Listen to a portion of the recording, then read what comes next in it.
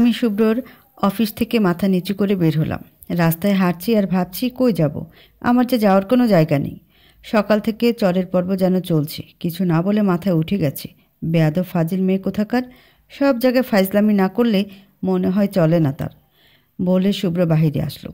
সবাই শুভ্রের দিকে তাকিয়ে আছে। শুভ্র রেগে গিয়ে বলল, সবাই তাকিয়ে কেন আছেন? সে আমার ওয়াইফ, তাই স্বামী স্ত্রীর মধ্যে ঝামেলা হতেই পারে। শুভ্রর ধমকে সবাই যে যার কাজে লেগে পড়ে। পরি বলে কে যেন ডাকলো। আমি পিছে তাকাতেই আকেককে দেখলাম। পরি কেমন আছো? ভালো। তুমি কি সত্যি বিয়েটা মানো? কেন? সেটা জেনে আপনার কোনো লাভ আছে? পরি, আমাদের বিয়ে হওয়ার কথা ছিল, ভাগ্য নেই বলে আমি সোজা রাস্তায় হাঁটতে লাগলাম। ত্রিপুরী, আমরা ইচ্ছা করলে কিন্তু বিয়ে করতে পারি। শুভ্রর বাপেরও ক্ষমতা নেই আমাদের বিয়ে আটকানো। আমার কিছু ভালো লাগছে না ভাইয়া। আমরা অনেক কিছু চাইলেও নিজের ইচ্ছা মতো করতে পারি না। আমার পিছে পিছে আর আসেন না। আমাকে একা থাকতে দিন বলে পা বাড়ালাম।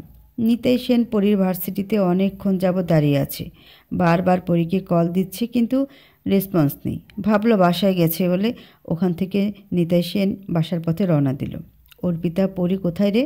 ও কি বাসায় এসেছে? না দাদু, আমিও ভাবছি দিদি এখনও বাসায় কেন এলো না। নাও ঠেলা সামলাও, রাস্তাঘাট থেকে তুলে আনা মেয়ের। এখানে ইচ্ছা মতো কিছু করতে পারছে না দেখে হয়তো অন্য কোথাও চলে গেছে। ও মেয়েকে আমার চেনা হয়ে গেছে, যার খাবে তাকে বাস দেবে। অনিতা, ভালো করে দেখতো মেয়েটি কিছু চুরি করে নিয়ে গেছে কিনা। বিমলা, চুপ করবে? আমার কিছু ভালো লাগছে না। মেয়েটার কোনো বিপদ হলো না তো? রাত 8টার দিকে শুভ্র বাসায় এসে শুনল পরি বাসায় ফিরেনি। শুভ্র রেগে বলল, ও বাসায় ফিরেনি আর এখন সেটা বলছো? আমায় তো একটা ফোন দিতে পারতা কেউ। শুভ্রর মনে হয় পাগল হয়ে যাবে। সকালে ওকে ওভাবে বলা ঠিক হয়নি। গাড়ি নিয়ে বের হয়ে গেল। রাত 11টার দিকে শুভ্র নিতাইকে কল দিয়ে বলল, দাদু, থানায় কি জিডি করব? দেখ, থানায় জিডি করলে কি বাড়ির মানসম্মান থাকবে? বিমলা চিৎকার করে বলল, যদি থানায় তোমরা গেছো তাহলে এর ফল ভালো হবে না বলে দিলাম। এতদিনের কুরে কুরে জমানো সম্মান একবারে ধুলায় মিশিয়ে দিবে। শুভ্র হয়রান হয়ে গেছে পরীকে খুঁজতে খুঁজতে। পুরো দিন অফিস করা, তারপর কোনো রেস্ট ছাড়ে 4 ঘন্টা থেকে ওকে খুঁজেই চলছে। বাধ্য হয়ে বাসায় আসলো প্রায় 1টার দিকে। প্রচুর বৃষ্টি হচ্ছে। এই ঝড় বাদলের রাতে মেয়েটা কোথায় গেল? এই শহরে রাস্তাঘাটও ভালো করে চেনে না। শুভ্র গাড়ি থেকে নেমে কেবল বাসার ভিতর ঢুকবে এমন সময় বিদ্যুৎ চলে গেল। মোবাইলের ফ্ল্যাশ জ্বালাতে যাবে এমন সময় আকাশে বিদ্যুৎ চমকালো এবং সেই আলোয় দেখতে পেল দূরে বাগানে কে যেন গুটিসুটি মেরে বসে বৃষ্টিতে ভিজছে। শুভ্র সেদিকে পা বাড়ালো। গিয়ে দেখল পরি। 360 ডিগ্রি ভোল্টেজে রাগ চলে গেল মনে হয় শুভ্রর। পরির হাত ধরে একটানে দাঁড় করালো। আমি চমকে গিয়ে চোখ তুলে দেখি শুভ্র। সে তো আমার মুখ আবার দেখল না। পুরোটাই শেষ হতে গালে থাপ্পড় বসিয়ে দিল শুভ্র। আমার গালে হাত দিয়ে দাঁড়িয়ে আছি। এই নিজেকে কি মনে করিস? প্রিন্স ডায়না মনে করিস? তোর জন্য আজ বাসায় কতটা সবাই হয়রান। বৃদ্ধ দাদুটা পর্যন্ত তোর জন্য চোখে জল ফেলছে, আর তুই মজা নিচ্ছিস সবাইকে এভাবে দেখে। যাওয়ার তো কোথাও জায়গা নেই, তাহলে নাটক কেন করিস বলে আমাকে টেনে হিঁচড়ে বাসার ভিতরে নিয়ে গেল। ডাইনিং রুমে নিতাই সেন শুধু বসে আছে, সবাই হয়তো যে যার রুমে। পরীকে দেখে নিতাই ধরপড় করে দাঁড়িয়ে যায়। দুজনেরই পুরো শরীর ভিজা।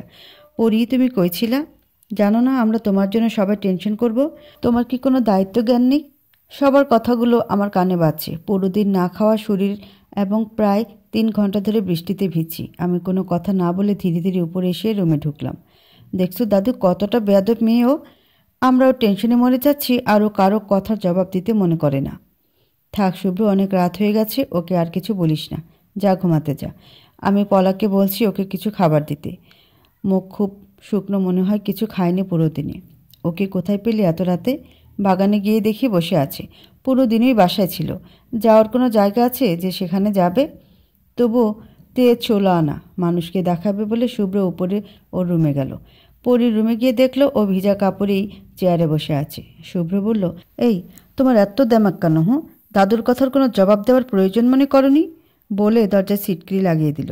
একে তো আজ সায়স্তা করতেই হবে, তাছাড়া কবে যে আবার এরকম পাগলামো করবে কে জানে। শুভ্রকে আমার কাছে আসতে দেখেও চুপ করে রইলাম। শুভ্র পরীর কাছে একদম কাছে গিয়ে বলল, এত তেজ কাকে দেখাও তুমি, বলে পরীকে হাত ধরে দাঁড় করিয়ে ও সামনে আনলো। শুভ্রের একদম কাছে পরী। প্রমিসের কথা কি মনে নেই? তুমি কি চাও আমি তোমার সাথে বাজে কিছু করি? আমাকে তোমার ভয় করে না বলতেই পরি ওর গায়ে ঢলে পড়ল। শুভ্র বেশ চমকে গেল। এই পরি কি হয়েছে তোমার বলে শুভ্র পরির গা ঝাঁকালো। সেন্সলেস হয়ে হারানো পরি যেন আরও বেশি নেতিয়ে পড়ল। পলা এসে দরজা ধাক্কা দিচ্ছে বারবার। শুভ্র পরীকে শুয়ে দিয়ে দরজা খুলে দিল। পরীর রুমে শুভ্রকে দেখে পলা বলল, তুমি পরীর ঘরে কি করছো? বলেই ঘরে উকিয়ে দিল। পরীকে শুয়ে থাকতে দেখে বললেন, ও সর্বনাশ করো না শুভ্র, মেয়েটা তোমাদের প্রচুর বিশ্বাস করে, জীবনে অনেক কষ্ট পেয়েছে, ওকে আর কষ্ট দিও না। এই চুপ, একদম চুপ।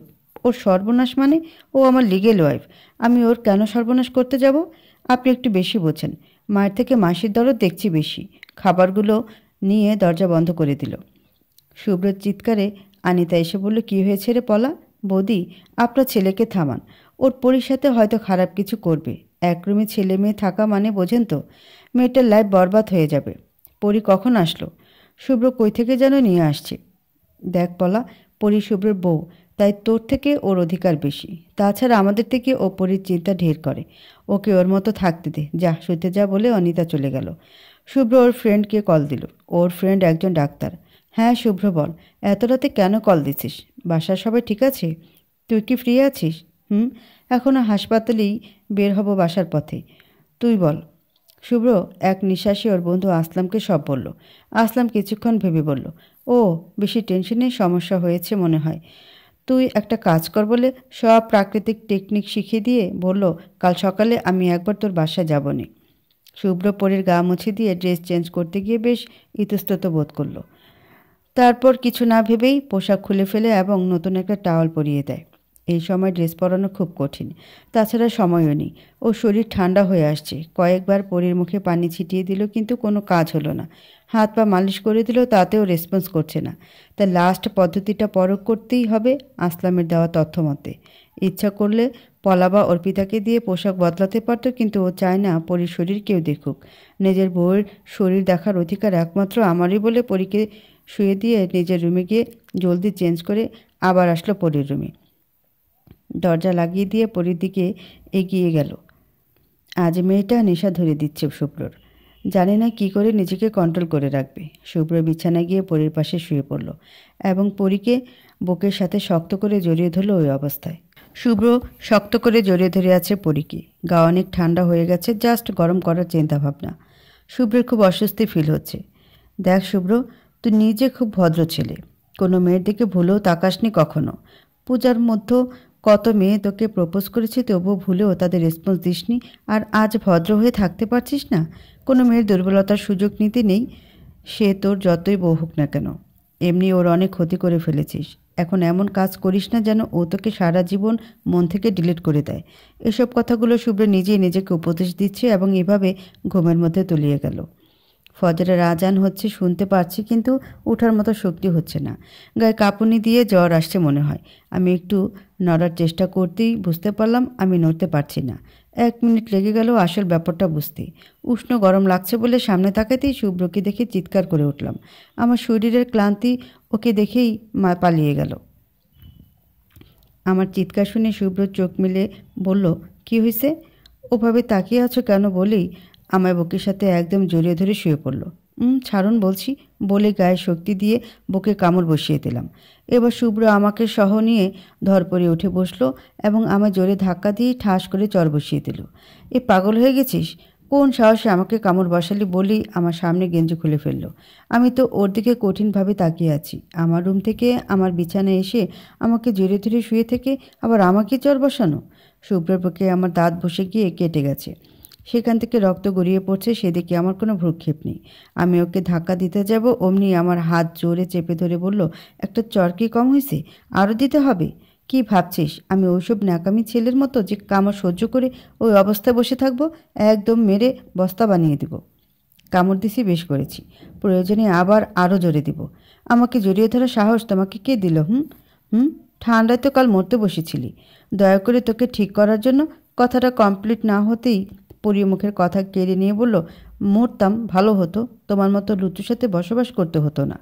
শুভ্র রেগে গিয়ে বলল, আমার চরিত্রের উপর দাগ লাগাস? আমার মতো কাউকে বলা শেষ না হতেই শুভ্র হাঁ করে আমার দিকে তাকিয়ে আছে।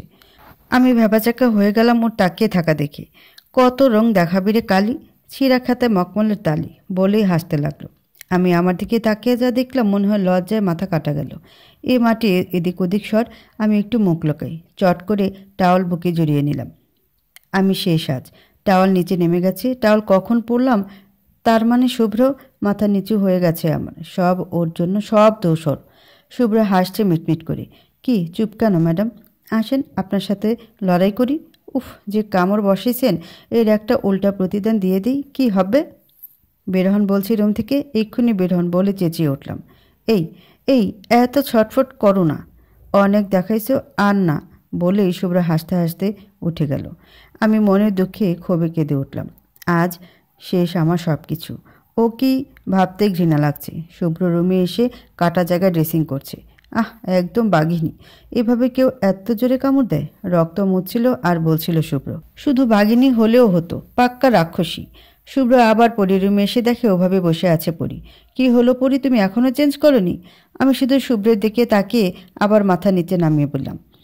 শুভ্রের কাছে ব্যাপারটা ভালো ঠেকলো না, তাই পরীর কাছে গিয়ে চট করে কপালে হাত দিয়ে দেখে প্রচুর জ্বর আসছে।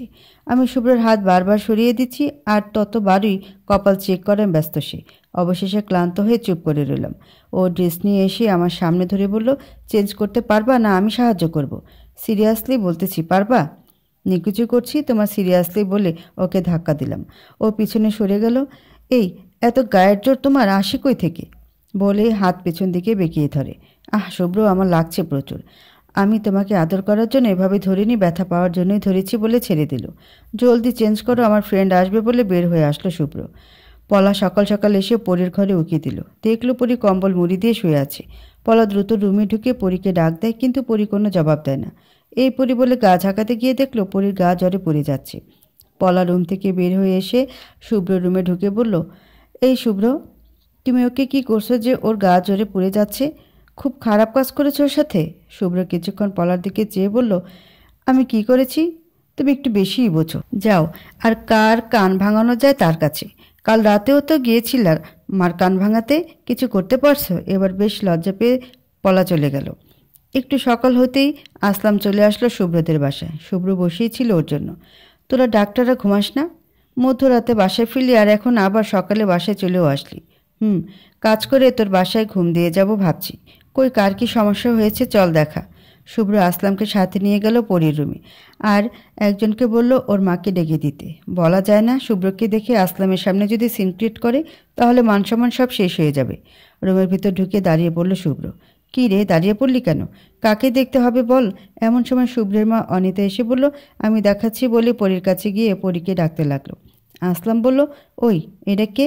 রাতে কে আবার জড়িয়ে ধরে টেকনিকগুলো কাজে লাগাসনি তো? যা বেটা, দেখ আগে, তারপর কমেন্ট করব দেখিস।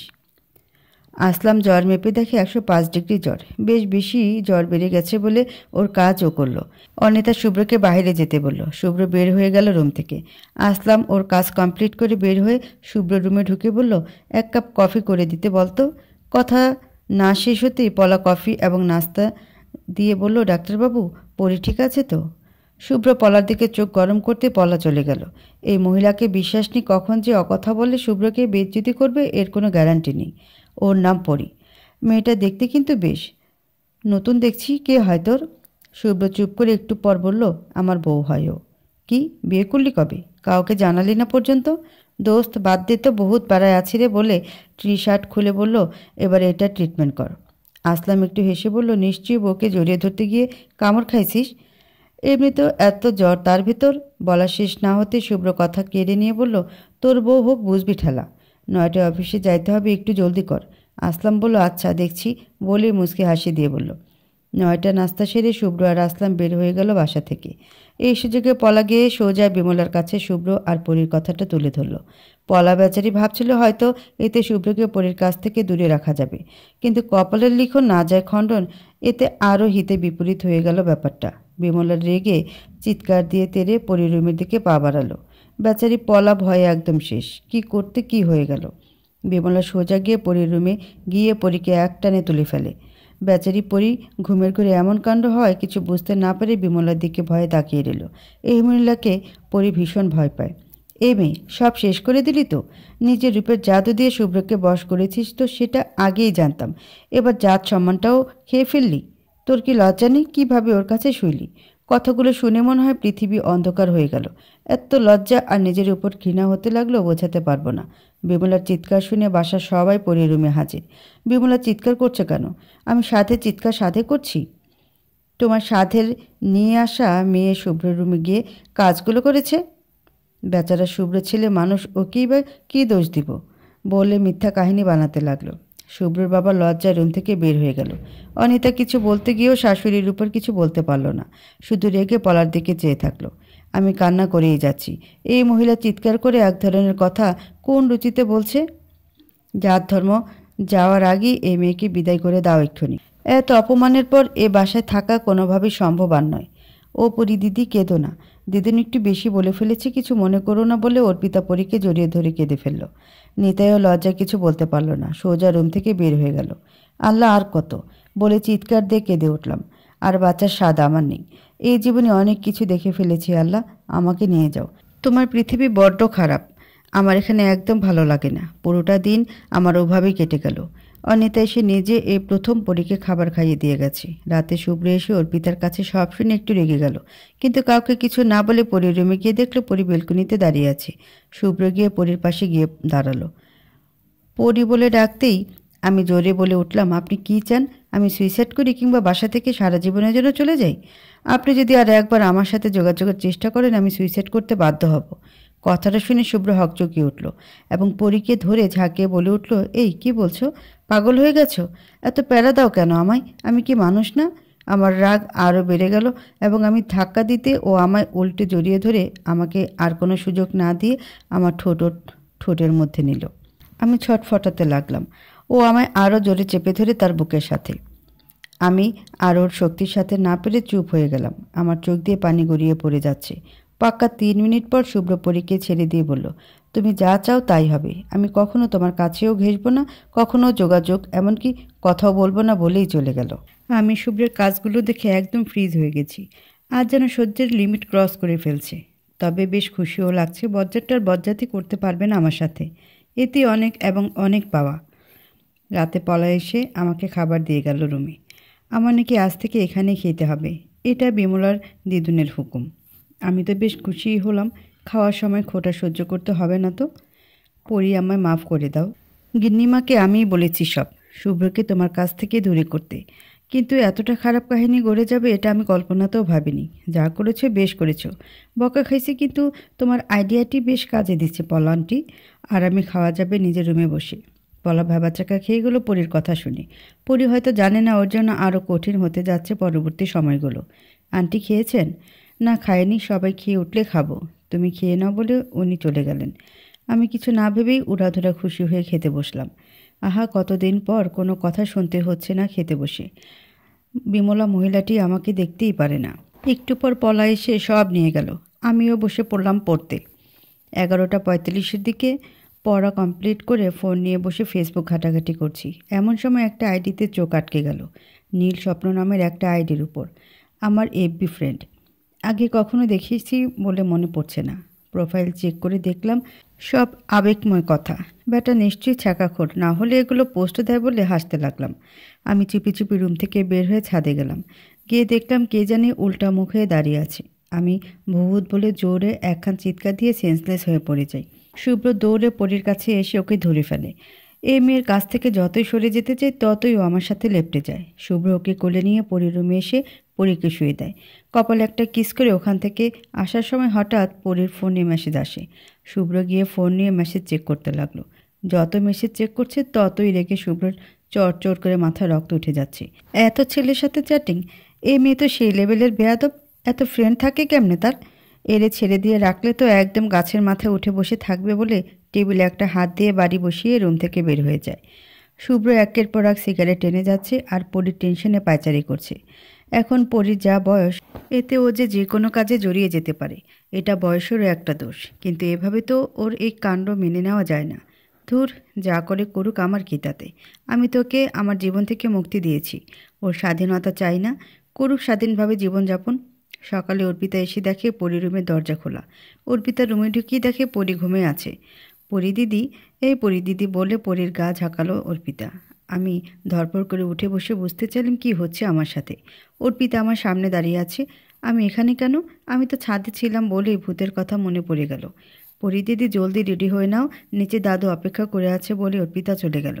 আমি জলদি রেডি হয়ে নিচে গিয়ে দেখি দাদু অর্পিতা দুইজনই আমার জন্য দাঁড়িয়ে আছে। কি ব্যাপার পরি, এত দেরি করলা কেন? বলেই নিতাই সেন বের হয়ে গেল। পিছে পিছে অর্পিতা ও পরিও বের হলো বাসা থেকে। এই অর্পিতা, তোমাদের বাসায় কোনো ভূত টুত থাকে কি? না তো, কেন? তুমি কি ভূত দেখেছো দিদি? আমি বড়সড় ঢোক গিলে বললাম, হুম রে, বলেই দাদুর পিছে পিছে দৌড় দিতে লাগলাম। এই দিদি বলো না কি হয়েছে, বলে আমার পিছে অর্পিতাও দৌড় দিল আমার সাথে। দাদু, কাল আমি ছাদে ভূত দেখেছি। তারপর আর কিছু মনে নেই বলেই দাদুর দিকে তাকালাম। তুমি রাতে ছাদে কেন গিয়েছো পরি? দাদু, ভালো লাগছিল না তাই গিয়েছিলাম। আর রাতে ছাদে যাবা না, খারাপ লাগলে আমাকে বা অর্পিতাকে ডাক দিবে। ওকে দাদু বলে চুপ করে গেলাম। পাক্কা 1.5 ঘন্টা পর বাসায় ঢুকলাম। আমি তো হাঁপিয়ে শেষ। শুভ্র সিঁড়ি দিয়ে নামছিল, এমন সময় অজান্তেই পরির সাথে ধাক্কা লেগে যায়। এতে পরি ছিটকে পড়ে যায় নিচে। শুভ্র দেখেও না দেখার ভান করে ওকে পাশ কাটিয়ে চলে যায় বাইরে। এটা দেখে বিমলা ব্যাপক খুশি হয়। যাক, কাজ দিয়েছে। শুভ্র ওই মেয়েকে আর পছন্দ করে না। আমার এত জোরে লাগে যে আর উঠতে পারছি না। অর্পিতা এসে আমাকে ধরে ওঠানোর চেষ্টা করে, কিন্তু উঠতেই পারছি না। শেষে ব্যথায় কেঁদে ফেললাম সবার সামনে। দাদা, তোমার হুঁশ থাকে না কিভাবে চলতে হয় বলে অর্পিতা চেঁচিয়ে উঠল। শুভ্রের মধ্যে বাসায় বাইরে চলে গেছে। শুভ্রের বাবা অনিল দৌড়ে এসে পরীকে টেনে তুলে বলল, পরিমা, তুমি পড়ে গেলে কেমনে? অর্পিতা মুখ খোলার আগেই বললাম, আঙ্কেল, আমি বেখেয়ালে পড়ে গেছি। আমি খুঁড়াতে খুঁড়াতে অনেক কষ্ট উপরে আমার রুমে গেলাম। হালা বজ্জাত শুভ্র ইচ্ছা করে আমায় এভাবে ফেলে দিল। আমারও একদিন আসবেই, সেই দিন এমন নাকানি চুবানি খাওয়াবো, বাবার জন্মে আমার সাথে লাগা বের হয়ে যাবে। আজ আমার আর ভার্সিটিতে যাওয়া হলো না। সারাটা দিন রুমে বসেই কাটালাম। সন্ধ্যায় অর্পিতা এসে আমার সাথে গল্প করলো অনেকক্ষণ, তারপর চলে গেল। আবার একা হয়ে গেলাম। ব্যথার মেডিসিন খেয়েছি, তাই হাঁটতে আর কষ্ট হচ্ছে না। আমি নিচে নেমে এসে দেখি ডাইনিং রুমে কেউ নেই। এই ফাঁকে বাসা থেকে বের হতেই পলা বলে উঠল, এই রাতে কই যাও পরি? পলা আন্টির কথা শুনে আমি ওখানেই দাঁড়িয়ে যাই। সারছে এখন কি বলি আমি? না মানে আন্টি, একটু বাইরে আইসক্রিম খেতে যাচ্ছি। এই রাতে তোমার আইসক্রিম খাওয়ার শখ জাগছে? তোমার যাইতে হবে না, যাও রুমে, বলে একটা ধমক দিল। অর্পিতার বড় দাদা কৌশিক সেন আর তার ওয়াইফ নিদ্রা এসেছে আজ রাত 9টার দিকে দেশের বাইরে থেকে। সবাই মিলে হইচই করছে। প্রায় 2 বছর পর তারা আসলো দেশে। সামনে দুর্গাপূজাও পড়ে গেছে, তাই এই সময়ই চলে আসলো তারা। আমি বসে ফেসবুকে চ্যাট করছি পড়া বাদ দিয়ে। এমন সময় ওই অচেনা আইডি থেকে হাই বলে মেসেজ আসলো। আপনি কে? এভাবে কেউ প্রশ্ন করে? অচেনা লোকটি বলল, আপনি অপরিচিত তাই বললাম আর কি। অপরিচিত বলে পরিচয় জানতে দিলাম। আপনার নাম? মৃদুল। আপনার? পরি। Wow, nice name your. Thanks. আমরা কি বন্ধু হতে পারি? আপনি আপনার কষ্টের কথা বলবেন, আমি আমারটা বলবো। অচেনা ছেলের সাথে কথা বলতে আমি রাজি না বলে অফলাইনে চলে আসলাম। এই পাবলিকগুলো যে কই থেকে আসে আল্লাহ ভালো জানে। সবাই খেতে বসেছে। সার্ভেন্ট সবাইকে সার্ভ করছে। এমন সময় নিতাই বলে উঠল, পলা, পরীকে খাবার দিয়ে এসেছিস? না কর্তা, একদমই মনে ছিল না। তোর হুঁশ কবে হবে? 11টা বেজে গেছে, তাও তোর একবার মনে পড়েনি? এখনই গিয়ে খাবার দিয়ে আয়। খাবার সময় ওর কথা না বললেই হয় না, বলেই ক্ষোভে ফেটে পড়ল বিমলা। পরীকে দিদুন? কথাটি কৌশিক বলে উঠল। কে আবার বাড়ির উচ্ছিষ্ট? বিমলা, চুপ করবা? ছেলে মেয়েদের সামনে কি শুরু করলা? পলা পরি রুমে এসে দেখে পরি ঘুমিয়ে পড়েছে। এই পরে ওঠো, খাবার এনেছি। পলা এবার বেশ জোরেই ডাকলো, আমি খাবো না, ঘুমাতে দাও তো। ভুল হয়ে গেছে এত দেরি করার জন্য। আসলে কৌশিক আর নিদ্রা এতদিন পর এসেছে তো তাই। দেখো, খাবারগুলো ফেরত নিয়ে গেলে গিন্নিমা বাসা মাথায় তুলে ফেলবে। কি আর করা, আর কিছু না বলে উঠে খেতে লাগলাম। ওই মহিলা আমায় জ্বালাতন করার জন্য সবসময় প্রস্তুতি নিয়েই থাকে। খেয়ে দিয়ে ঘুমিয়ে পড়লাম আমি। শুভ্র ল্যাপটপে কাজ করছিল বসে, এমন সময় ফোনে কল আসলো। শুভ্র স্ক্রিনে চেয়ে দেখে আকিক কল দিয়েছে। ইচ্ছা না থাকা সত্ত্বেও শুভ্র কল রিসিভ করতে ফোনের ওপার থেকে সশব্দে হেসে উঠল আকিক। দোস্ত, তোর জন্য একটা গুড নিউজ আছে। শোন, তোর আর পরীর কীভাবে বিয়ে হয়েছে তা বড় বড় অক্ষরে কাল পত্রিকায় হেডলাইন হয়ে বের হবে। সদ্য বিসিএস ক্যাডার কর্মকর্তা কিভাবে একটা নিরীহ মেয়েকে কোন পথে কি অবস্থায় বিয়ে করেছে। তোর কেরিয়ার তো শেষ একদম। শুভ্র, তুই তো কাঠটা। ধুম বলেই হেসে উঠল। আমার বেজ্জতি করেছিস আমার বাবার সামনে, এবার পুরো দেশ তোর বেজ্জতি দেখবে, এবং তোর পরিবারেরও। শুভ্র একটু হেসে বলল, মানহানি মামলা না খাস তো এই পথ থেকে সরে যা বলছি। তোর কাছে কোনো প্রুফ আছে? সেটাও নেই, খালি খালি আমার সাথে লাগতে আসছিস। সেটা কাল সকালেই দেখবি, যখন তোর বাসায় পুলিশ গিয়ে হাজির হবে। টুত টুত টুত করে ফোন কেটে গেল। এমনি নিজের ঝামেলা বাঁধছি না, তার ভিতরে এই উটকো ঝামেলা লেগে গেছে বলে শুভ্র রুম থেকে বের হয়ে নিতাই সেনের রুমে গিয়ে ওনাকে সব খুলে বলল। নিতাই সেন শুনে বলল, জীবনে এই ধরনের কত কেস সলভ করেছি, চিন্তা করিস না, শুধু পড়ি একটু ঠিক থাকলেই হয়। এই জন্য বলি, নিজের গোপন কথা পরাণের বান্ধবরেও বলতে নেই। কে কোথায় শত্রু হয়ে আছে কে জানে। নিদ্রারা এই সময় এসে অনেক ভালো করেছে, ওকে দিয়ে আরও কাজ দিবে। রাতেই সবাই মিলে মিটিং করে একটাই সিদ্ধান্তে পৌঁছালো যে এখন পরীকে শুভ্রের ওয়াইফ বলে পরিচয় দেওয়া, মানে দুই ছেলের বউ একসাথে সবার সামনে হাজির করা। এখন পরি ব্যাপারটা মেনে নিলেই হয়, মেনে নেবে না মানে আলবাত মানতে হবে বলে শুভ্র পরীর রুমে রওনা দিল। দাদু, পরি মেয়েটাকে? ওকে তো দেখলাম না, আর ও যদি শুভ্রের বউ হয়ে থাকে তাহলে নিজেকে শুভ্রের বউ হিসেবে পরিচয় দিতে ওর সমস্যা কী? নিদ্রা, তুমি তো জানো না পরি একজন মুসলিম মেয়ে। তোমার শখের বজ্জাত দেবর এক ফ্রেন্ডের বাসায় গিয়ে পরীর সাথে ঝামেলা করে রেগে ওকে শাস্তি দিতে জোরপূর্বক সিঁদুর দান করে, আর এইটাই গল্পের মূল ইস্যু। পরি যে মুসলিম কথাটা শুনে নিদ্রা রেগে ফায়ার হয়ে গেল। কেন যে হলো সেটা বোঝা গেল না। শুভ্র পরীর রুমে গিয়ে দেখে বেচারি আরামে শুয়ে ঘুমাচ্ছে। শুভ্র কিছু না ভেবে পরীকে কোলে নিয়ে ওর রুমে নিয়ে যেতেই পরীর ঘুম ভেঙে গেল। পরী চিল্লায় বলল, এই আপনি আবার আসছেন, ছাড়েন বলছি বলে ওই অবস্থায় ছটফট করতে লাগলো। সাথে শুভ্রর বুকে এর মধ্যে 10খানা কিল পড়ে গেছে, সেদিকে শুভ্রের খেয়াল নেই। ছাড়বো তো অবশ্যই, তোমার মতো মরিচের বস্তাকে কোলে নিয়ে থাকতে আমার দায় পড়েনি বলি ওর রুমে নিয়ে গিয়ে নামিয়ে দিয়ে বলল, আপাতত আজ তুমি এখানেই থাকবা। কি, আমি তোমার সাথে এখানে থাকবো, তাও তোমার মতো মিথ্যাবাদী বান্দরের সাথে? এই মুখে লাগামদা বলছি, বিপদে পরিচিতে কাজটি করছি, তাছাড়া তোমার মুখও দেখতাম না বলে সব ঘটনা খুলে বলল। আমি তো চাই তুমি ধ্বংস হও, জাস্ট ফিনিশ বলে হাত দিয়ে ইশারা করে দেখালাম। শুভ্র আমার দিকে কিছুক্ষণ তাকিয়ে থেকে বলল, আমি বাইরে আছি, তুমি নিশ্চিন্তে ঘুমাতে পারো বলে চলে গেল। সকালে নিদ্রা অনিতা এসে পরীকে ডেকে তুলে। নিদ্রা এই প্রথম পরীকে দেখে বলল, শুভ্র চয়েস আছে। ওকে শাড়ি পরিয়ে দেয়, শাখা বালা সিঁদুর দিয়ে দেয়। দ্যাটস গ্রেট, একদম দেবীর মতো লাগছে পরি তোমায় বলে নিদ্রা হেসে উঠল। আমার পুরো শরীর রাগে কেঁপে যাচ্ছে। পরীকে নিচে নামিয়ে আনা হলো। সুব্রত পরীকে দেখে বুঝতে পারল মেয়েটা কতটা রেগে আছে। ভালো ভালো সময়টা কেটে গেলেই বাঁচি, কোনো সিনক্রেট না করলে সমস্যার সমাধান। কৌশিক পরীকে বলল, হ্যালো পরী, আমি শুভ্র দাদা আর ওটা তোমার বৌদি। আমি তাদের সালাম দিলাম। আমার সালাম দেওয়া দেখে সবাই হতবাক। আমি শুভ্র দাদাকে বললাম, সবাই ভালো, কিন্তু নিজের ভাইকে মানুষ বানাতে পারেননি। আমার কথা শুনে সবাই চুপ করে গেল। শুভ্র আমার কাছে এসে বললে, একটা ঠাটিয়ে গালে চড় না পড়লে দেখছি থামবে না। আমি মানুষ হইনি, আর তুমি কোথায় কি বলতে হয় সেটাও জানো না? আমি দাদুর দিকে তাকালাম, চোখে চোখ পড়তে উনি অন্যদিকে মুখ করে থাকলেন। তার মানে এরা সবাই মিলে প্ল্যান করেছে। এরা সবাই স্বার্থপর, স্বার্থে আঘাত পড়লে সব করতে পারে। আমার চোখ দিয়ে পানি পড়তে লাগলো। সবাই বসে নাস্তা করতেই বাসায় পুলিশ সহ আকিক এসে হাজির। সবাই অবাক হলো না, কিন্তু নিতাই সেন বলে উঠল, কি ব্যাপার, এনি প্রবলেম? কি মনে করে? বসেন, আমাদের সাথে নাস্তা করেন।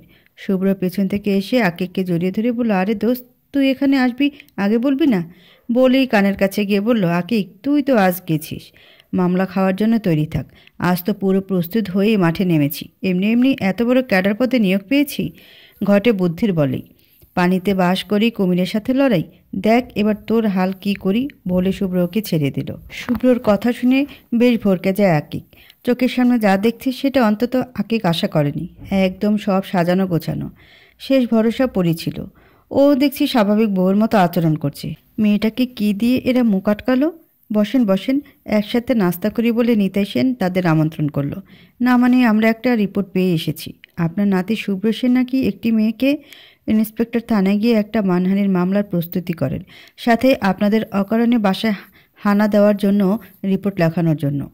তথ্য যাচাই বাছাই না করে কেমনে একজন সম্মানিত পরিবারের উপর অকারণে বদনাম আরোপ করতে এসেছেন?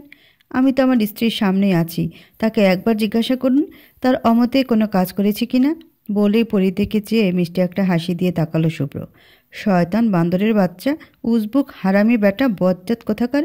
শুধু মানুষগুলো একবার বাসা থেকে বিদায় হয়ে যাক, তোর 32 পাটির দাঁত কেলানো যদি আমি বের না করেছি, আমার নাম পরি নয়। কি পরি, চুপ করে কেন আছো? ওনাদের কিছু বলো। আমাদের সম্মান নিচে নামানোর জন্য কিছু লোক টানা হিসড়া করছে আমাদের দুজনকে নিয়ে। বলেই আকিকের দিকে তাকালো শুভ্র। দুঃখিত, সব স্বাভাবিক তো দেখছি। আমাদের আগে ভালো করে খোঁজখবর নেওয়া উচিত ছিল। সরি স্যার, উপর মহলে দয়া করে কিছু বলবেন না। জানেন ইন্সপেক্টর, আপনারা আর মিডিয়ার লোক একই রকম। বড় বড় সম্মানীয় লোকদের কথা তিল থেকে তাল করে ফেলেন, নাস্তা করে যান এবং একটা মামলার প্রস্তুতি নেন। রিটায়ারপ্রাপ্ত ব্যারিস্টার নিতাই সেনের পরিবারের বিরুদ্ধে অনৈতিক কাজ করা যে কতটা ভয়াবহ সেটা বোঝাইতে হবে না বলে নিতাই সেন তাদের দিকে তাকালো। স্যার স্যার সরি স্যার, ভুল হয়ে গেছে আমাদের। না বুঝে কাজ করেছি, আর হবে না এমন ভুল। না না, তা কী করে হয়? আপনি এক্ষুনি প্রস্তুতি নেন মামলার, বলে নিতাই সেন উঠে গেল। ধুর মিয়া, আপনার কথা শুনে লোভে পড়ে এমন কাজ করলাম। এখন নিজের চাকরি নিয়ে টানাটানি বলেই আকিককে রেখেই চলে গেল ওরা। কি আকিক, মাঠে নেমে অপদস্থ হলি তো? আমার কেরিয়ার ধ্বংস করবি? আমার বউকে নিজের বউ বানাবি? আমাকে ধ্বংস করে দিবি? এই কথাগুলো কই গেল আকিক? পরি তোর বৌদি হয়, আর বৌদি মায়ের মতো হয়, ওই সম্মানটাই ওকে দিস। আকিক রাগের চোটে এমন একটা কাজ করে ফেললো যা কেউ কল্পনাতেই ভাবতে পারেনি। একদম সোজা খাবার টেবিলের সামনে গিয়ে পরীকে এক ঝটকায় চেয়ার থেকে তুলে ঠাস ঠাস করে 2 চর বসিয়ে দিল এবং জোরে ধাক্কা দিয়ে ফেলে দিল। পরিও টাল সহ্য না করতে পেরে ফ্লোরে পড়ে গেল। একদম চোখের সামনে ঘটনাগুলো এক নিমিষে ঘটে গেল। আকিকের পুরো চোখ লাল হয়ে গেছে। এই, তুমি কিভাবে এরকম বউ সেজে বসে থাকতে পারলে? অ্যাট লাস্ট সত্য কথা তো বলতে পারতে। এই থার্ড ক্লাস মেয়ে, বড় বাড়ির লোভ সামলাতে পারলে না? সারা জীবন পায়ের উপর পা তুলে খেতে পারবে তাই নিজের ধর্মও ত্যাগ করে বসলে। আরে, আমিও শুভ্রর মতো তোমায় আরামায়েশ দিতে পারতাম। ওর থেকে আমার কি টাকা কম ছিল? ছি, তোমাকে দেখে আমার জাস্ট ঘৃণা হচ্ছে। আমি এই মেয়ের জন্য পাগল ছিলাম যে নিজের স্বার্থের জন্য বেশ্যাগিরি করতেও প্রস্তুত। শুভ্র খুব তৃপ্তি দিয়েছে বলা শেষ না হতেই শুভ্র আকিকের বুক বরাবর লাথি বসিয়ে দেয়। আকিক ছিটকে পড়ে যায়। শুভ্র আকিকের শার্টের কলার ধরে টেনে হিস্ট্রি তুলে ফটাফট কয়েকটা চর বসিয়ে দেয়। এই, তোর সাহস কী করে হয় আমার সামনে আমার এই পরীর গায়ে হাত তোলা এবং অরুচিকর কথাবার্তা বলা? এত মাস হয়ে গেল আমি কখনো খারাপ উদ্দেশ্যে ওর কাছে যাইনি। নিজের বিবাহিত স্ত্রী হয়ে ওকে আমার রুমে কখনো শিফট করিনি। আমি যাকে একজনও খারাপ ভাষায় কথা বলিনি, তুই কোন সাহসে এই ভাষাগুলো ব্যবহার করিস বলে আকিকের গাল বরাবর একটি ঘুষি বসিয়ে দেয় শুভ্র। আকিকের নাক ও মুখ দিয়ে ঝরঝর করে রক্ত পড়ছে। কৌশিক গিয়ে শুভ্রকে ধরে ফেলে। এই কী করছিস? ও তোর খুব ভালো ফ্রেন্ড ছিল। ফ্রেন্ড ফ্রেন্ড মাই ফুট, বলেই ওই অবস্থায় আকিককে একটা লাথি বসিয়ে দেয়। যে ফ্রেন্ড হয় সে কখনো ফ্রেন্ডের ওয়াইফকে এই কুরুচিপূর্ণ ভাষা ব্যবহার করে? কৌশিক শুভ্রকে টেনে হিস্ট্রে সরিয়ে নিয়ে যায়। ছাড়ো আমায়, ছাড়ো বলছি। আজ ওকে মেরেই ফেলবো আমি। আমার পরীর গায়ে হাত তোলা? ওর হাত না আমি ভেঙে দিব। ওই হাত দিয়ে খাবার খাওয়ার অবস্থায় রাখবো না। চুপ, বলে কৌশিক শুভ্রকে একটা চর বসিয়ে দেয়। একটা মেয়েকে নিয়ে তোদের এত ঝামেলা? যদি সেই মেয়ে তোদের কাউকে একজনকে ভালোবাসতো তাহলে এই লড়াইটা দুজনের মধ্যে সার্থক হতো। তোরা দুইজনে মেয়েটার জীবন নিয়ে খেলায় মেতে উঠেছিস। খেলা তো আপনার ছোটো ভাই মেতে উঠেছে। এর ফলাফলের জন্য প্রস্তুত থাকতে বলবেন। যার জন্য আমার গায়ে এতগুলো আঘাত করলো ও সেই যদি না থাকে, বলেই আকিক চলে গেল। অর্পিতা গিয়ে পরীকে ওঠায়। মাথায় হেলে পরি কেঁদেই চলছে। এমন কাহিনী হবে ওকে নিয়ে এমন কল্পনাটাও আনেনিও। সকাল থেকে এমনি ঝামেলা শেষ নেই, তার মধ্যে এই ঝামেলা। যত দোষ এই মেয়েটার। বলি, বাসা থেকে বিদায় হয় না কেন? শনি দৃষ্টি পড়েছে, স্বয়ং শনি এসে বসবাস করছে, সেখানে সুখ আসবে কোথা থেকে? বলে বিমলা পরীর চুলের মুঠি ধরে হিড় করে টেনে নিয়ে গেল দরজার সামনে। বের হয় এক্ষুনি আমার বাসা থেকে, তোর জন্য বাড়িতে আজ সুখ নেই। আকিক থেট দিয়ে গেল। জানি না কোন দিন বিপদ এসে পড়ে শুভ্রর উপর। দুনিয়াতে এত জায়গা থাকতে এখানে গোস্তেলি কেন? বলে পরীকে চর মারে বিমলা। মা, কি করছেন? মেয়েটাকে মারছেন কেন? ওর কি দোষ? আপনার নাতি ওর জীবন নিয়ে খেলেছে, ওকে কেন মারছেন? বলে পরীর কাছে যায় অনিতা। আরে আব্বা, জল এতদূর গড়িয়ে গেছে দেখছি। যে বউ কোনোদিন আমার মুখের উপর কোনো কথা বলেনি তারও দেখছি মুখে খই ফুটেছে। সব ওর জন্য। ওই, তুই এখনও দাঁড়িয়ে আছিস? বলে পরীর হাত ধরে টান দিতেই শুভ্র এসে পরীর হাত ধরে ওর কাছে টেনে নিয়ে বলে, ও কোথাও যাবে না দিদুন, যদি যেতে হয় তো আমার সাথেই যাবে। আমি এক ঝটকায় শুভ্রের কাছ থেকে নিজেকে ছাড়িয়ে নিয়ে উপরে দৌড়ে আসি এবং নিজের রুমে এসে গায়ে শক্তি দিয়ে দরজা ঠাস করে লাগিয়ে দিই। শুভ্র আর কৌশিক দুইজনার দিকে মুখ চাওয়াচাওয়ি করলো। এদের আর বুঝতে বাকি রইল না পরী কী করতে যাচ্ছে। দুই ভাই একসাথে দৌড় দিল উপরে, একসাথে দরজা ধাক্কা দিল। এই পরী, দরজা খোলো, এক্ষুনি খোলো বলছি। এভাবে সমস্যার সমাধান হবে না। ভুল কাজ করে ফেলো না, আমার কথা একবার ভাবো। এই পরী, দরজা খোলো, এমন কিছু করো না। তুমি যেভাবে থাকতে চাও আমি তোমার বড় দাদা হয়ে সেই ব্যবস্থা করে দিব। বলে কৌশিক দরজা ধাক্কা দিল। অনিতা, নিদ্রা, অর্পিতা, অনিল সবাই উপরে দৌড়ে এসে পরীকে ডাকতে লাগলো। ও পরি দিদি, দরজা খোলো, সবাই তোমায় ডাকছে, শুনতে পাচ্ছ না? বলে অর্পিতা কেঁদে উঠল। পরি খাটের চেয়ার এনে ফ্যানের সাথে ওড়না সেট করে ফাঁস তৈরি করে ফেলল। আর না, আমার জন্যই সব সমস্যা, এই আমির টানা থাকলেই সব সলভ হয়ে যাবে বলেই গলার ভেতর ফাঁস দিয়েই চেয়ার ধাক্কা মেরে ফেলে দেয়। ভেতরে কিছু শব্দ হতেই শুভ্র পাগলের মতো গায়ে শক্তি দিয়ে লাথি মারতে থাকে দরজায়।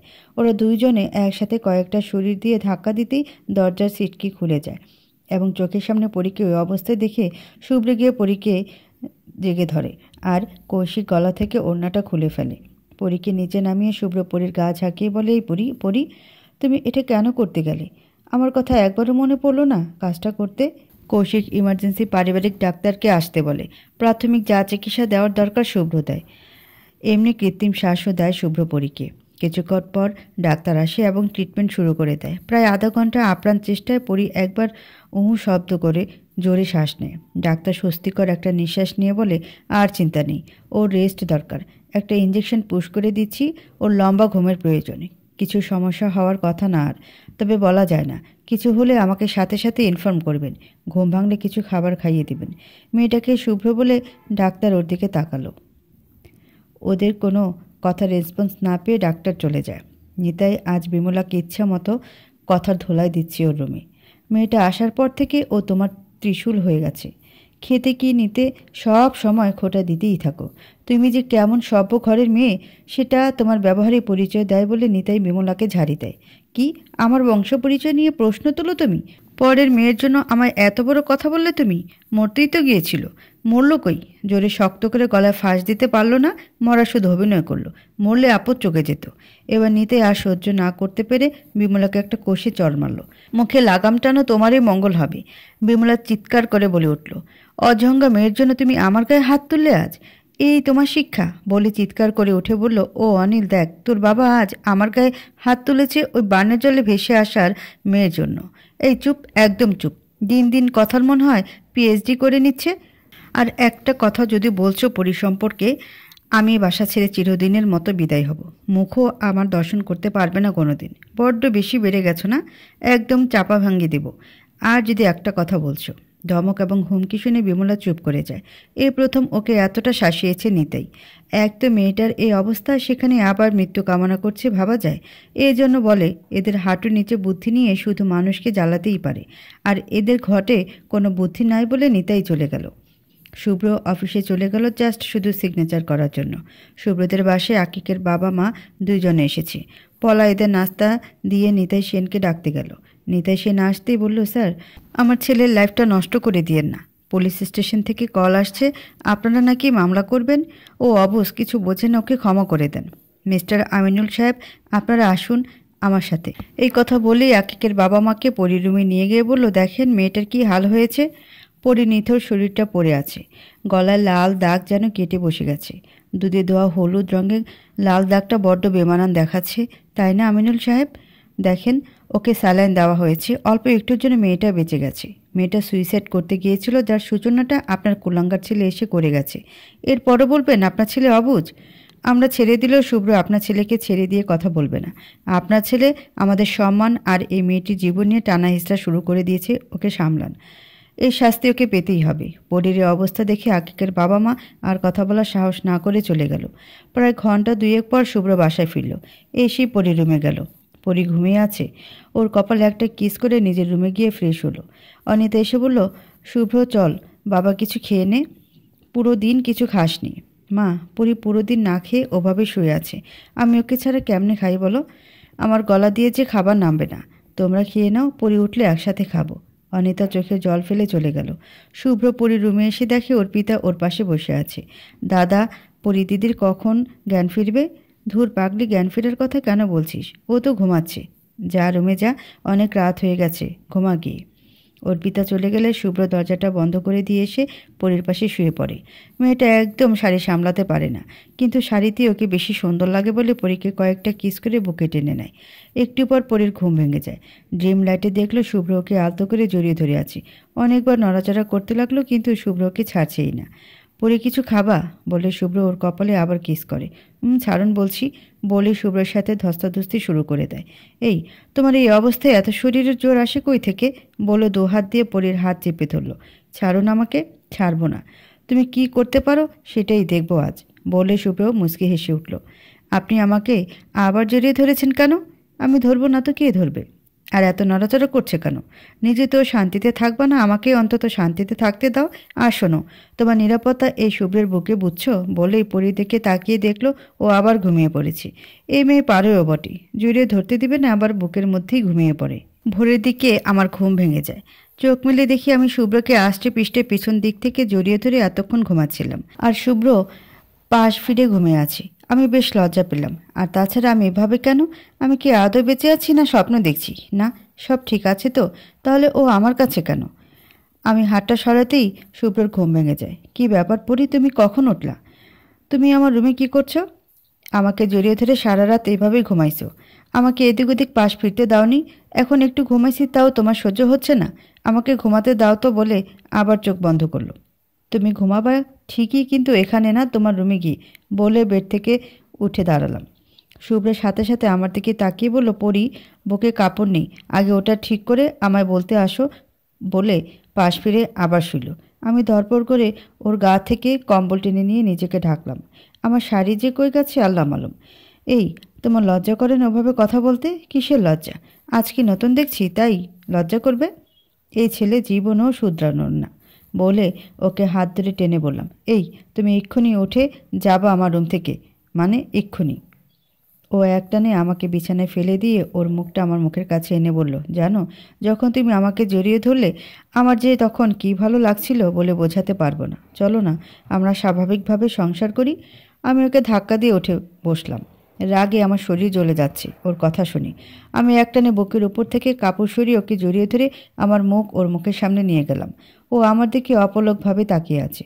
তারপর ওকে ধাক্কা দিয়ে ছেড়ে দিয়ে বললাম, যদি কখনো আমার ধর্মে আসেন এবং মুসলিম রীতিতে বিয়ে করেন, আমি পড়ি, তখন আমার এই উন্মুক্ত বক্ষে আপনাকে এভাবেই জড়িয়ে ধরব। পারবেন সব ত্যাগ করে আমার কাছে আসতে? যেদিন পারবেন সেদিন এই কথাগুলো বলেন, বলে ওয়াশরুমে চলে গেলাম। পাইছেটা কি? সব সময় গা ঘেঁষার চেষ্টা করবে আর আমি মেনে নিব? শুভ্রর পরি চলে যাওয়া দেখলো চুপ করে। ওর কথা যেন বন্ধ হয়ে গেছে। পরি এ ধরনের কথা বলবে শুভ্র কল্পনাতেও ভাবতে পারেনি। শুভ্র রুম থেকে বের হয়ে গেল। পলা খাবার নিয়ে পরির রুমে ঢুকে দেখে ও বিছানা ঝাড়ছে। পরি, খাবারগুলো খেয়ে নাও দেখি। আর তোমাকে এগুলো কাজ করতে কে বলেছে? পলা আন্টি, এত সকালে খাবারের কথা কে বলল? শুভ্র বলল, তুমি নাকি ঘুম থেকে উঠে গেছো, তাই জলদি খাবার পাঠিয়ে দিতে বলল। তুমি কালও ওরকম কাজ করতে গেলে পরি? শুভ্র পাগলের মতো হয়ে গেছিল। কাল সারাদিন রাতে একটা দানাও মুখে তোলেনি, তুমি না খেয়ে পড়ে আছো বলে। সবাইকে মুক্তি দিতে চাইছিলাম, কিন্তু দিতে পারলাম কই। যাও, শুভ্রকে খাবার দাও। আমি এগুলো খেয়ে নিচ্ছি, বলে ওর হাত থেকে খাবার নিলাম। পলা বেশ খুশি হলো শুভ্রের খাবারের কথা পরি বলাতে। পলা চলে আসলো রুম থেকে। একটু বেলা হতেই সবাই আমার রুমে আসলো, শুধু বিমলা আর শুভ্র বাদে। অনিতা এসে পরীকে জড়িয়ে ধরে কাঁদতে লাগলো। তুমি এটা কেন করতে গেলে? তুমি যেভাবে থাকবে আমরা কিছু বলবো না।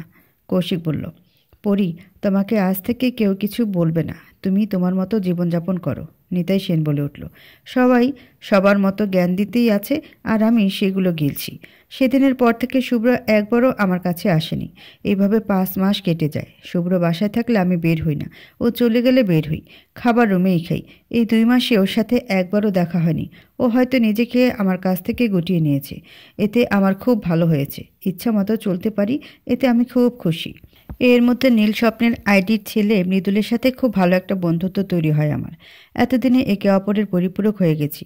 দিনে ক্লাস করা, ফ্রেন্ডদের সাথে আড্ডা দেওয়া, বাসায় ফিরে পড়াশোনা, আর ফেসবুকে মৃদুলের সাথে চ্যাট করা। ওকে আমি দেখিনি, কিন্তু ও আমাকে দেখেছে। এভাবেই দিনগুলো কাটছিল। বিমলা দিদুন আমার সাথে একদম কথা বলেন না। তাছাড়া মোটামুটি সবার সাথে ভালো সম্পর্ক, শুধু শুভ্র ছাড়া। এভাবে আরও কিছুদিন কেটে যায়। আমি ভাবি একটা জব নিব আর এখান থেকে চলে যাব। কত আর মানুষের ঘাড়ে খাবো। একদিন ক্লাস শেষে আমরা 7 ফ্রেন্ড মিলে একটা বড় রেস্টুরেন্টে যাই। আমাদের ফ্রেন্ড বিদ্যুতের জন্মদিন বলে টিপস দিচ্ছে। সবাই মিলে হৈ হৈ করে গেলাম। আগে কখনো এত বড় রেস্টুরেন্টে আমি আসিনি। সবাই বসে গল্প করছি। খাওয়ার অর্ডার দেওয়া হয়েছে। জাস্ট ওয়েট করছি। এমন সময় দেখি দূরে একটা টেবিলে শুভ্রসহ কয়েকজন বসে কথা বলছে এবং কফি খাচ্ছে, সাথে 2টা মেয়েও আছে। ওকে দেখে আমি জাস্ট ফ্রিজ হয়ে গেছি। আমার যে এখানে আসা ঠিক হয়নি বেশ বুঝতে পারছি। চট করে মাথায় কাপড় দিয়ে ফেলি। মনে হয় শুভ্র এখনও আমাকে দেখতে পায়নি। এমন সময় খাবার চলে আসে। সবার খাবার খোলা, শুধু আমারটা ঢাকা। এই বিদ্যুৎ সবাইকে খাবার দিছে আর আমাকে এভাবে কেন? হুম, সারপ্রাইজ আছে তোর জন্য তাই। ওর কথা শুনে সবাই হেসে উঠল। ওদের হাসি দেখে বুঝলাম ওরা সবাই প্ল্যান করে আসছে আমাকে কিছু না জানিয়ে। বিদ্যুৎ যে এমন একটা কাজ করে ফেলবে আমার কল্পনাতেও আসেনি। পুরো রেস্টুরেন্টে মানুষের সামনে হাঁটু গেড়ে 23টা কালো গোলাপ নিয়ে আমায় প্রপোজ করে বসে। ওর আজ 23তম জন্মদিন। পড়ি পড়ি পড়ি পড়ি, শুধু আমার পড়ি। আই লাভ ইউ পড়ি, তোকে খুব ভালোবাসি রে। তুই কি আমার বৃদ্ধ বয়সে চলার সাথী হবি? ওর কথা শুনে আমার পুরো শরীর ভয়ে থরথর করে কাঁপতে লাগলো। যদি একবার শুভ্র বুঝতে পারে তো বিদ্যুৎ আজ শেষ। আমি কাঁপা কাঁপা গলায় ওকে থামতে বললাম। এই কি শুরু করেছিস? সবাই দেখছে তো। চল এখান থেকে বলে আমি উঠতে ও আমার হাত ধরে বলল, ওহ এখানে হয়নি তাহলে চল বাইরে আরও মানুষের সামনে গিয়ে প্রপোজ করি। বিদ্যুতের কথা শুনে আবিদা হেসে উঠল। পরীর নাম শুনে শুভ্র সেই দিকে তাকায়। দেখল একটি মেয়ে মাথায় বড়সড় ঘোমটা টেনে বসে আছে, কিন্তু ঘোমটাটা বেশিক্ষণ থাকলো না। সবাই পরীকে নিয়ে হাসাহাসি করতে ওদের কারো হাত লেগে ঘোমটা পড়ে গেল। শুভ্র পরীকে দেখে একদম খেপে গেল। চরচর করে মাথা রক্ত উঠে গেল, চোখ লাল করে তাকিয়ে আছে। আমি এবার শুভ্রকে ওই অবস্থা দেখে চট করে উঠে পড়ি। ওখান থেকে বের হতে বিদ্যুৎ সহ ওরা বলে উঠল, কী রে কিছু না খেয়ে কই যাস? মানুষের কথার দাম দিস না কেন? বস এখানে, বলে জোর করে বসালো। বিদ্যুৎ কেক কাটলো আর প্রথমে আমার মুখে কেক ধরলো আর গলা দিয়ে কেক নামে। সামনে আজরাইল বসে আছে। দেখছেন মিস্টার শুভ্র সেন, এই বাচ্চাদের পাগলামো মানুষজন এরা দেখে না। একদম পাবলিক প্লেসে সব কথা গড় করে বলে দিল। আর কত কি জীবনে দেখতে হবে বলে মুচকে হেসে দিল একজন। শুভ্র শুধু হুম বলে চুপ করে থাকলো। 5 মাস পর পরীকে দেখছে, তাও আবার এই অবস্থায়। মাথা কার ঠিক থাকে? একই বাসায় থাকা হয় তবুও এদের দেখা হয় না বা করে না, দুটাই। আর ও এখানে এগুলো করে বেড়াচ্ছে। কতটা অধপতন হলে এতটা নিচে নামে কেউ? আমাদের আগেই শুভ্রটা চলে গেল। আমি ওর দিকে তাকিয়েছিলাম কিন্তু ও একবারও তাকালো না আমার দিকে। দেখ বিদ্যুৎ, পাগলামি করিস না। আমার এগুলো ভালো লাগে না বলে উঠে বাইরে চলে আসলাম। শুভ্র কারে উঠে দ্রুত গতিতে আমার সামনে দিয়ে চলে গেল। আমিও সঙ্গে সঙ্গে একটা রিক্সা নিয়ে বাসায় এলাম। আল্লাহ, আজ যে কী কপালে আছে তুমিই ভালো জানো বলে রুমে ঢুকে ফ্রেশ হলাম। আজ বই নিয়ে বসে আছি ভয়ের ঠেলায়। না, মাথা থেকে টেনশন যাচ্ছে না। সুব্রত রাতে ফিরে বাসায় এসে কি সবাইকে বলে দিবে? অর্পিতা সন্ধ্যার দিকে আসলো আমার রুমে। গল্পের মাঝে এক পর্যায়ে বলেই ফেললাম, অর্পিতা তোমার সুব্রতা বাসায় এসেছে। অর্পিতা কিছুটা অবাক হয়ে বলল, কেন পরি দিদি, দাদাকে কিছু বলতে হবে? আরে না, এমনি জিজ্ঞাসা করলাম আর কি। ও দাদা তো আজকাল অনেক রাতে ফেরে পরি দিদি, কেন? জানি না দিদি, অনেক দিন থেকেই বলে রুম থেকে বের হয়ে গেল। রাত 10টার দিকে একটা কাজের লোক এসে আমায় খাবার দিয়ে গেল। খাবার খেয়ে ফেসবুকে ঢুকলাম, দেখি মৃদুল অনেকগুলো মেসেজ দিয়েছে। দেখে বেশ ভালো লাগলো। মৃদুল শুভ্র আর আমার বিষয়ে সব জানে, তাই ওকে সব কথা শেয়ারও করি আমি। স্যার, তো কি করছেন? পরি তুমি তো আমায় ভুলে গেছো। কখনো না, আজই বিজি ছিলাম বলে সব খুলে বললাম। বেশ ঝামেলা পড়ে গেছে দেখছি, সাবধানে থেকো। মৃদুল আমার সাথে একটু ফোনে কথা বলবে, আমার কিছু ভালো লাগছে না। কি হলো, চুপ কেন? কোনোদিনও কিছু চাইনি, আজ প্রথম কথা বলতে চাইলাম তবুও কথা বলবা না? মৃদুল, কথা বলবা না? ওকে না বলো, যাও। তোমাকে আমার দরকার নেই বলে অফলাইনে চলে আসলাম। খুব কাঁদতে ইচ্ছা করছে আমার। জীবনে কোনো ছেলের সাথে নিজ থেকে কথা বলতে চাইলাম আর সে এই ব্যবহার করলো। আমি কাঁদতে লাগলাম। আমি মনে হয় মৃদুলকে ভালোবেসে ফেলেছি।